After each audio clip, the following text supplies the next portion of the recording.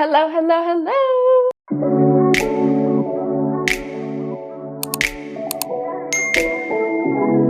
Welcome back. My name is Eliana. I talk all things beauty, fashion, culture, and all through our lens of divine femininity and faith. So if you like content like that, make sure to hit the subscribe button and leave a comment on what you would like to talk about. So today's video is all about discipline and consistency, and doing this without running yourself into this deep abyss of masculine energy. So we're going to be able to maintain our femininity and maintain our lightness and our flow, but implement some strategies that keep us consistent to achieving the things that we want. So it's not just about achieving femininity and staying consistent with it. It's also about achieving anything that you want in your life and maintaining it and not running it out of your life. The first thing I want to talk to you about is micro commitments. Now, what does that mean? Micro commitment is where you basically take a very large and daunting task, you chop it up into a couple different steps, and then you achieve each of those steps each day.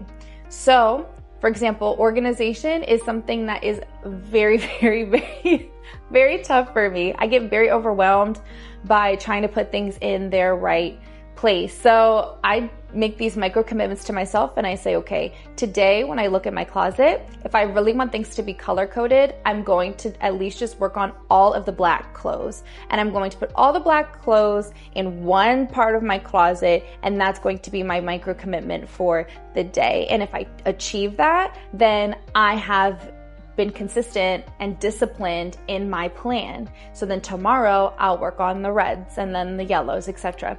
So you see how we're kind of breaking up these large tasks and we're making these micro commitments that still give us the fulfillment of being disciplined. So let's say you're trying to stay consistent with a diet, whether you're trying to increase weight or lose weight. I would set aside maybe about 5 to 10 minutes just to think through, okay, what is this actual goal that I have in mind? And make SMART goals. It's an acronym. So I'll put the actual visual here to show you exactly what SMART stands for. But make SMART goals and take that large goal and break it up into smaller sections. So if your goal is to gain 10 pounds, well then what does it look like the first 30 days of your workout regimen, or the first 2 weeks, or the first week, or the first day, whatever that needs to look like to you to be committed to that micro commitment and execute on it. I promise you that is the first step in actually achieving this higher level mentality, because what you tell your brain is actually what your brain believes. It's not the reality of which your brain connects. It's exactly what your brain tells it. Say you want to be a Pilates girl. If you go to Pilates once a week for 5 weeks, I promise you, you will start to just take on the persona of a Pilates girl, and you're gonna want to invest in your clothes and you're going to want to elevate your overall wellness because you will start to believe. So the second part of how I like to stay disciplined and consistent is to do what I call temptation bundling. So what does that mean? If there's something that you really want, or there's something that you're craving, or you really just want to have as a part of your life, take the time to associate that thing with something that needs to get done. So for example,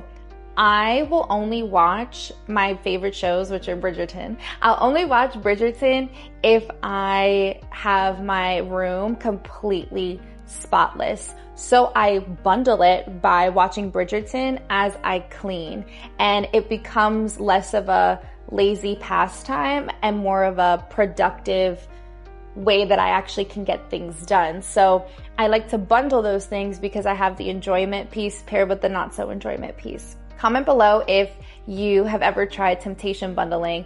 I have a girlfriend that actually will watch her, she's in medical school, so she'll watch her podcast for medical school as she's on the treadmill to study, and that's her temptation bundling. The third thing that I think could really benefit us is something called identity-based habits. As we think about our highest level self, whether that's to be the most feminine, in flow, connected with our intuition, girly, this is where you start from the top and you take those steps to get there. I take on the identity of a Pilates girly, someone that's very empathetic, and I also take on the identity of being very balanced and grounded and in tune with the people around me and in tune with myself. I don't move very fast. I move very slow, and I try to make sure that I'm very connected and present in everyday moments. When I'm talking to somebody, my body language is positioned and focused toward them.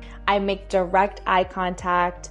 I actively listen. I take the time to watch my speech and making sure that I'm slowing down and I'm taking breaths, or if we're at dinner or something, I take a moment to just let the food digest and to breathe. I'm conscious of what I eat and what I put into my body. In our last video, remember how we talked a little bit about our body being the temple, and we should think through and value and honor what we put into our bodies. I do all of these things because in my mind, I believe that I'm that woman, I'm that girl.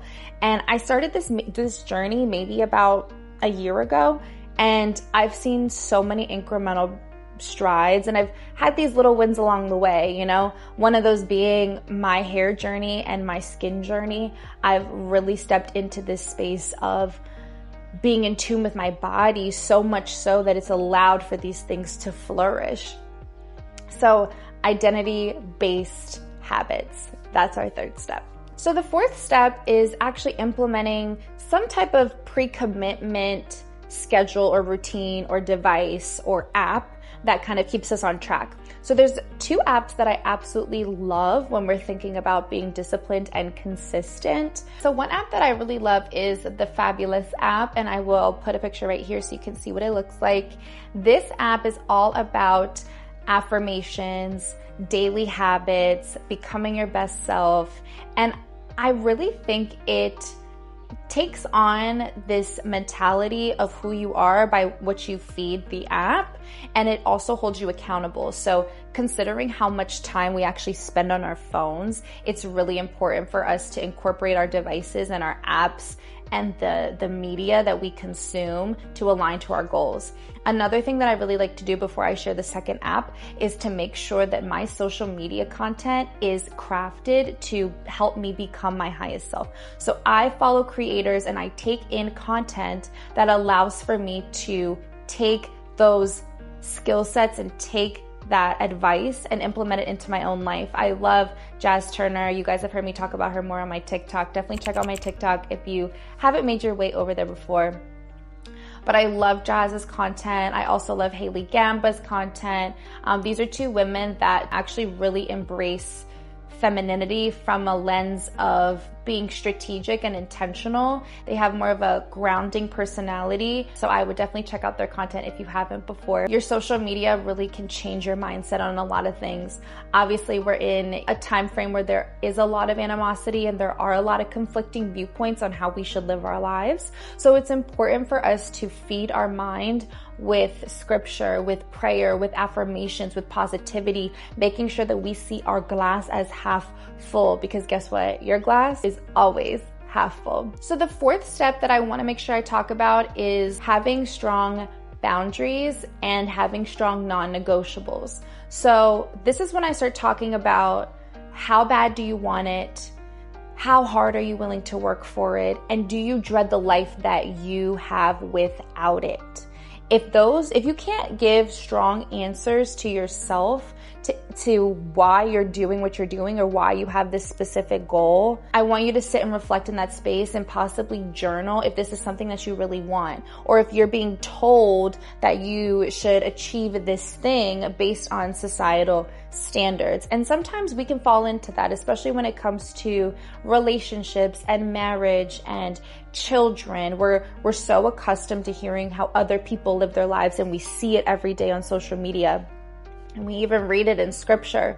And we have to allow God to simply drive our plan for us. We cannot be forceful with His divine plan for our lives. So when you let go and let God, that's what me and my best friend always say. When you let go and you let God, you are allowing Him to take the reins and deliver you exactly what you need and what you deserve. So when we talk about our non-negotiables, if you answer those questions and you say, okay, I'm willing to work hard for it, I dread the life without it, and I know that this is something that I'm genuinely going to be so proud of myself after I've done, that's when you're going to have all of the previous tips really come into play. It's important to stay grounded on your non-negotiables because you might be tired one day and you might not want to make that green juice. You might be exhausted that day and you might not want to go to Pilates. You might be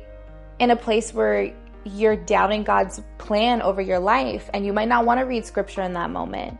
But what I'm asking you to do is sit and reflect and say, how bad do you want it? How bad are you willing to change?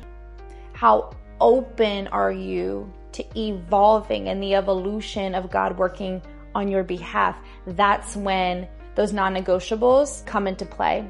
I want you to feel confident when you're setting those deadlines for yourself and those boundaries, but I also want you to be committed to them if you're going to set them. The fifth step that I really think kind of brings everything together is this concept of mindfulness. So being very present in the moment, and when you recognize that you're doing something that's not aligned with your goals, or it's not aligned with your vision, or it's not aligned with God's will over your life, I want you to challenge yourself to pause and say, okay, I know I don't want to put these clothes away, but is this going to give me more cleanliness and more opportunity to have a clearer space and a clearer mind to be able to get more things done, to be able to invite over a friend and not feel ashamed of my space? That's when mindfulness really becomes such a divine way for us to slow down. If you know you're somebody that